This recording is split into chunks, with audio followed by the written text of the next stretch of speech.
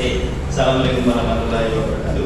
Waalaikumsalam warahmatullahi wabarakatuh. Selamat pagi anak-anak. Pagi Pak. Apa kabarnya hari ini? Baik. Sehat semua hari ini? Ya. Masuk semua hari ini? Nah, sebelum kita mulai pelajaran hari ini, alangkah baiknya jika kita berdoa dahulu sebelum memulai aktivitas kali ini. Mohon salah satu pemimpin doa di depan. Silakan. Duduk di tempat, tangan dilipat, pram. Berdoa mulai.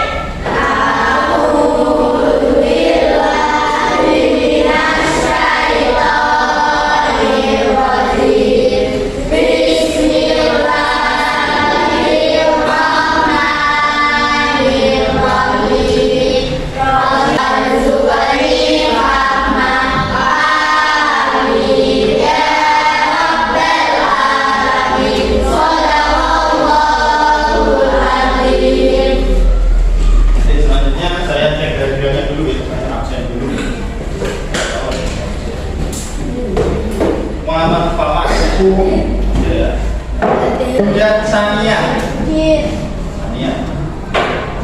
Terakhir Faridotul Kamara. Ya, berarti hadir semua untuk hari ini ya? Oke, untuk hari ini Bapak akan menerangkan tentang zikir. Kalau akhir-akhir ini kita sering mendengarkan bisa melihat dari berbagai media, di televisi, di koran, atau di majalah, tabloid, atau di Facebook, media-media sosial yang lain, yaitu tentang kabar yang kebenarannya diragukan atau yang sering disebut dengan apa? Ya, tulisannya buat, tapi membacanya adalah hoax. Apa itu hoax? Ada yang tahu? Kabar yang tidak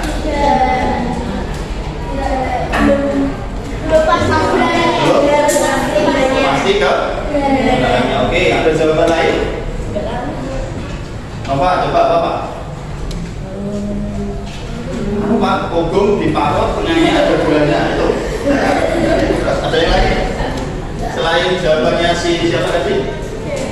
Ada yang lain? Ya, itu ya. Jadi itu untuk hoax tadi ya betul. Tapi betul jawabannya untuk hoax adalah kabar yang kebenarannya dipertanyakan atau kurang valid. Kenapa kok bisa terjadi seperti itu? Kenapa kok bisa terjadi hoax atau kabar bohong? Ya, bohong. Pak, kira-kira Pak kok? Karena ada yang lain mungkin? Kurangnya? Ya, terus ada lagi?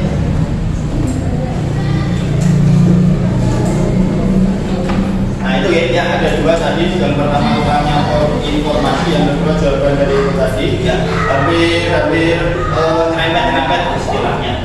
Untuk itu, hari ini kita akan mempelajari tentang hal penting dalam sebuah berita. Jadi dalam sebuah berita itu harus memuat aspek-aspek, biasanya dinamakan dengan rumus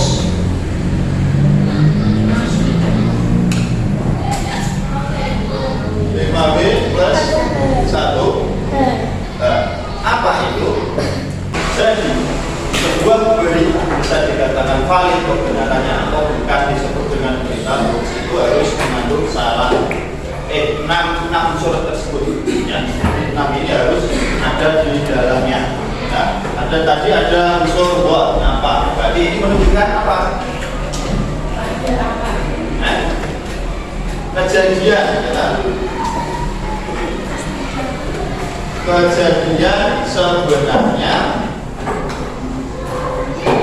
yang terjadi. Kejadian itu apa? Unsurnya buat pertama. Misalkan ada kejadian musibah tanah longsor, ada peristiwa angin ribut kemarin di mati. Kita. Terus kemudian B yang kedua, unsur yang kedua adalah who atau siapa. Berarti menunjukkan apa? Menunjukkan ya, orang atau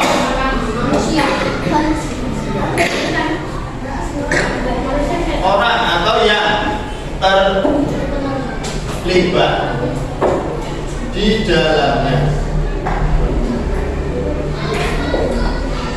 Seseorang atau siapapun itu yang terlibat atau yang ada di dalam berita tersebut. Misalkan ada berita kecelakaan. Kemarin ada tabrakan Pak antara tukang becak dengan pejalan kaki.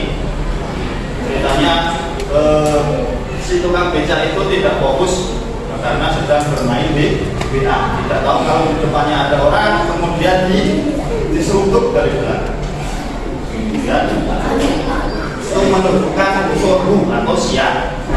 Yang ketiga, unsur where. Where artinya di mana? Berarti menunjukkan apa? Tempat apa? Oke, tempat kejadian. Misalkan tadi kecelakaan tadi, tempat kejadiannya di mana? Siapa? Di pasar atau di dekat Indomaret? Bisa. Itu menunjukkan unsur where atau di. Yang keempat sekarang unsur when atau kapan. Berarti menunjukkan apa ini? Waktu.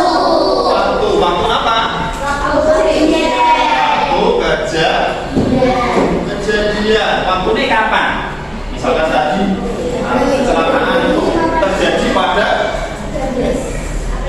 12 April bisa. Misalkan terjadi pada pagi hari, terjadi di sore hari, terjadi 2 bulan yang lalu, bisa tak?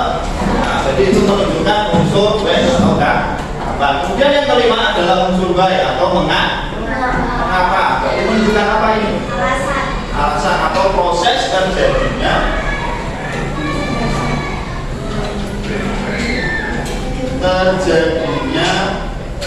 kejadian tadi bagaimana? Maksudnya bagaimana Pak proses terjadinya kejadian? Jadi prosesnya dari awal sampai akhir itu bagaimana? Jadi harus jelas, urutannya harus jelas dari awal sampai akhir. Kalau sampai menabrak orang jalan kaki itu bagaimana? Apakah melamun karena WA-an di WA sama pacarnya kan bisa? Ya tak? Terus kemudian yang terakhir adalah unsur 1H atau how. Bukan bagaimana. Berarti apa ini? Nah, cara atau proses. Berarti kejadian urutannya bagaimana? Itu kita bahas dari untuk hari ini. Nah, sekarang semua sudah bentuk sesuai kelompoknya masing-masing ya. Nah, sekarang ada sebuah teks di LKPD kalian, coba diamati dengan baik.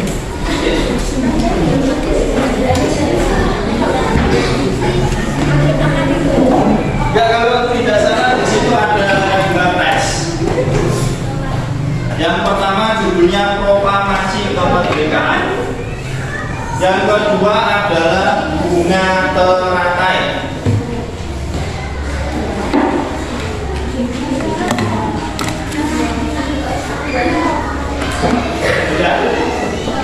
Sudah dapat semua ya? Ya, kalau sudah, coba sekarang diperhatikan.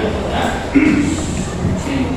Jadi, tugas kalian nanti adalah pertama, kalian nanti membuat laporan dari diskusi yang sudah saya bagi tadi materinya. Ya, yang langkah-langkahnya sudah ada di situ semua. Yang lebihnya apa ini tadi? Ya, prosedurnya adalah peserta didik membuat teks yang terdapat di LKPD. Itu membaca dulu. Kemudian yang kedua, peserta didik menganalisis teks tersebut. Yang terakhir adalah peserta didik menempatkan hasil analisisnya yang sudah disediakan. Jadi di situ ada kolom. Jadi nanti kalian menjawabnya di kolom-kolom tersebut. Oke, nah, sudah disediakan. Jadi nanti ini saja biar enak. Nanti kalian alurnya dibagi tugas saja. Satu kelompok kan ada berapa tadi? 5. Oke, ada yang 4, ada yang 5. Jadi ada yang analisis teks pertama, kemudian analisis teks kedua, kemudian menentukan apa manfaat kalau tidak salah manfaat proklamasi bagi bangsa Indonesia. Oke, silakan dibagi tugas. Nanti waktu kalian saya kasih waktu sekitar 20 menit. Ya, silakan dikerjakan. Silakan bagi tugas. Oke.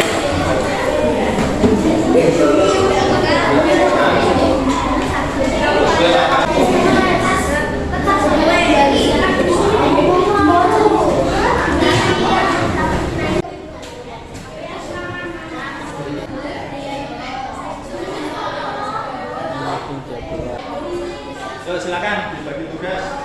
Misalnya di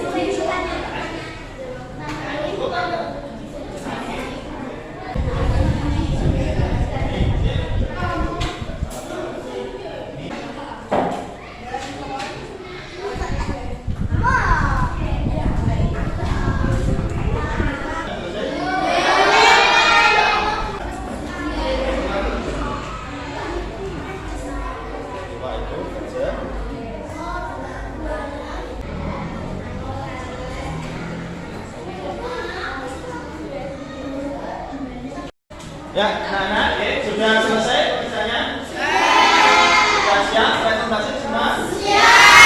Oke, ya, yang mendapat giliran presentasi pertama adalah kelompok berapa? Kelompok 4, silakan presentasikan hasilnya di depan. Ya, ya.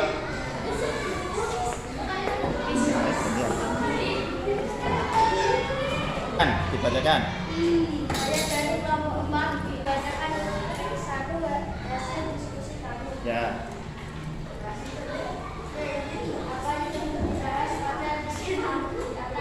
Yang lain perhatikan ya, nanti kalau ada yang salah bisa dibenarkan. Naskah proklamasi pemenang proses proklamasi terlaksanakan. Acara dimulai pada pukul 10 dengan pembacaan proklamasi oleh Soe Karno dan disambung pidato singkat melanjutkan teks.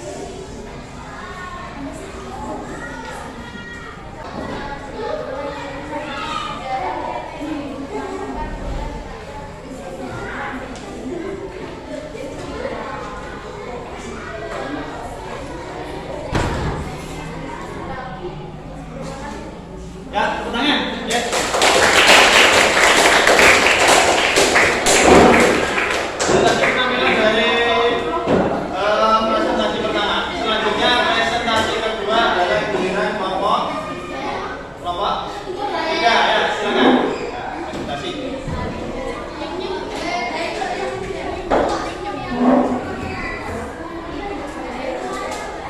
Nama saya Jaya, saya dari kelompok 3 ingin mempresentasikan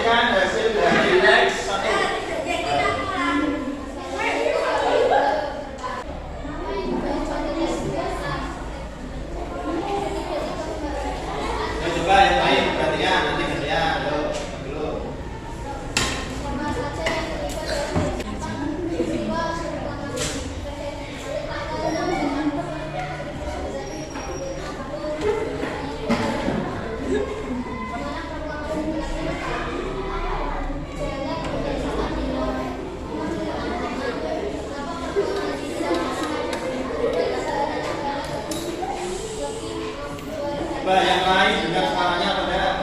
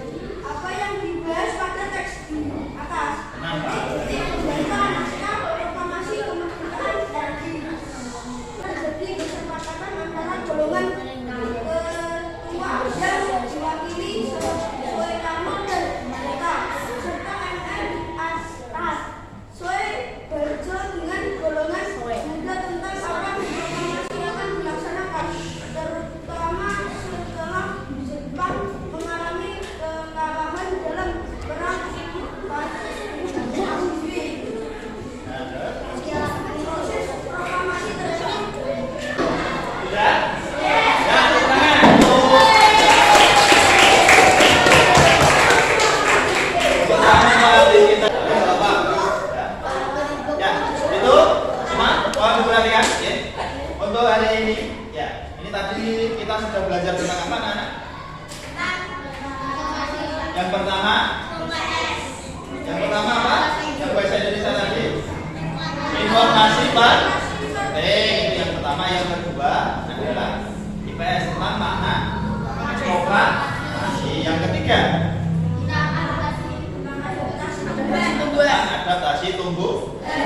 Untuk makna proklamasi ini sedikit tambahan. Untuk makna proklamasi tadi ada berapa? Makna proklamasi untuk bahasa Indonesia tadi ada berapa? Ada 5. Yang pertama apa tadi? Coba yuk. Puncak perjuangan bangsa Indonesia, tonggak sejarah bangsa Indonesia. Dengan proklamasi menyatakan bahwa Indonesia telah merdeka.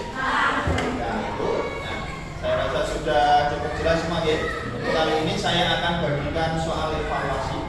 Nanti tolong dikerjakan dengan baik. Jangan lupa diisi identitas, nama, absen, dan kelas. Nanti kalau sudah bisa dikumpul. Itu ya. Ya saya bagi dulu soalnya. 1.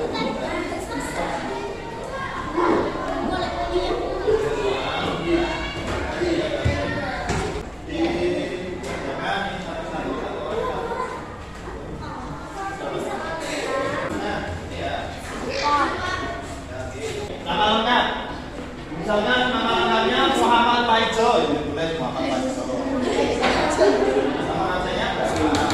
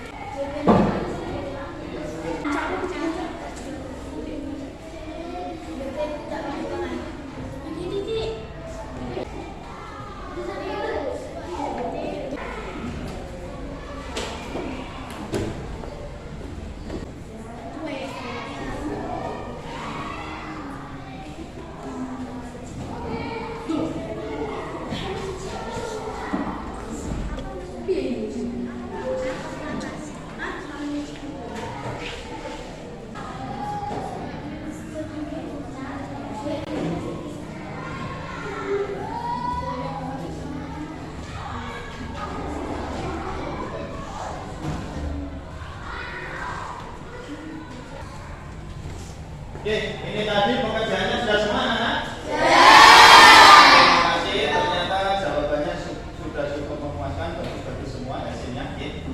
Persiapan untuk pembelajaran selanjutnya, kalian pelajari untuk pertemuan berikutnya yaitu tentang tema 3. Oke, dan bisa dipersiapkan di rumah nanti. Untuk kali ini, ya saya rasa cukup pertemuan untuk hari ini. Oke, sebelum mengakhiri ada sedikit pesan dari Pak Arif. Oke, ada pantun, ada beberapa pantun. Jalan-jalan ke Tawangmangu. Jangan lupa beli bingkisan. Tetap ingatlah pelajaranmu agar kalian selalu berkesan. Kedua, pantun dalam bahasa Jawa ya. Ana kupat duwe santen. Menawa wonten lepat dipun pangapun. Enak rasa. Sebelum saya akhiri, mari kita berdoa bersama-sama. Semoga kita nanti diberikan keselamatan dan ya. Berdoa mulai.